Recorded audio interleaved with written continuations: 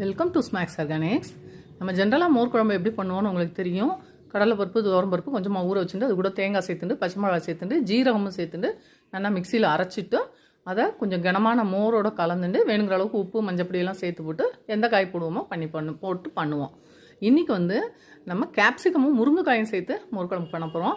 Capsicum கொஞ்சம் பெரிய சைஸாக கடுகு பருப்பு தாளிச்சு கொட்டிட்டு வதக்கிக்கோங்க. ஜீரகமும் தாளிச்சு கொட்டிக்கோங்க. கருவேப்பிலை தாளிச்சு கொட்டிக்கோங்க. ப்ளஸ் முருங்கைக்காயை தனியாக ஏற்கனவே கொஞ்சமாக ஒரு 5 நிமிஷம் உப்பு போட்டு வேக வச்சு எடுத்து வச்சுருங்கோ.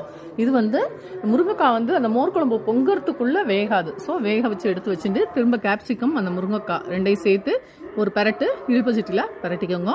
நீங்கள் அரைச்சி ஏற்கனவே கலந்து வச்சுருக்கிற அந்த மோரையும் இந்த மோர் குழம்பை இந்த நம்ம வதக்குறோம் இல்லையா அதில் சேர்த்து விட்டு பொங்க தான் விடணும். எப்போவுமே மோர் குழம்பு கொதிக்கக்கூடாது, பொங்க தான் செய்யணும்.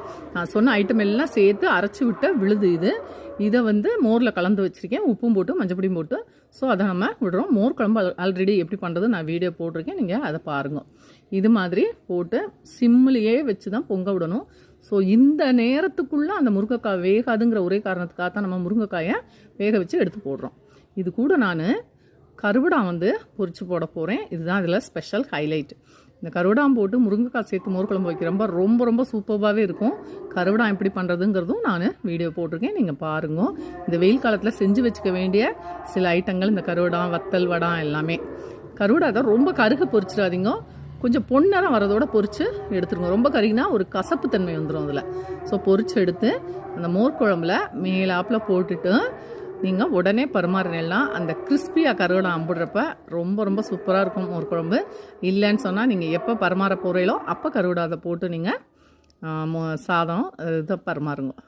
சூப்பரான அருமையான மோர் குழம்போடு அந்த கருவடாமும் முருங்கைக்காயும் சேரும்போது ரொம்ப ரொம்ப அற்புதமான ஒரு டேஸ்ட் கிடைக்கும். நீங்கள் ஆற்றுல ட்ரை பண்ணி பாருங்க. இது மாதிரி வித்தியாசமாக செய்யும்போது குழந்தைகள் ஆற்றுல எல்லோரும் விரும்பி சாப்பிடுவா. கண்டிப்பாக நீங்கள் இதில் ஆற்றுல செஞ்சு பார்த்துட்டு எனக்கு கமெண்ட்ஸ் போடுங்க. பார்த்தலாம் எப்படி இருக்கு, பார்த்தலாம் குழம்பு பொங்கி வந்தால் மட்டும்தான் மோர் குழம்பு நல்லா கனமாக இருக்கும். நீங்கள் கொதிக்க வச்சீங்கன்னா நீர்த்து போயிடும். ஸோ ரொம்ப ரொம்ப கவனமாக மோர் குழம்பு பண்ணுங்க. அருமையான கருவடா குழம்பு ரெடி.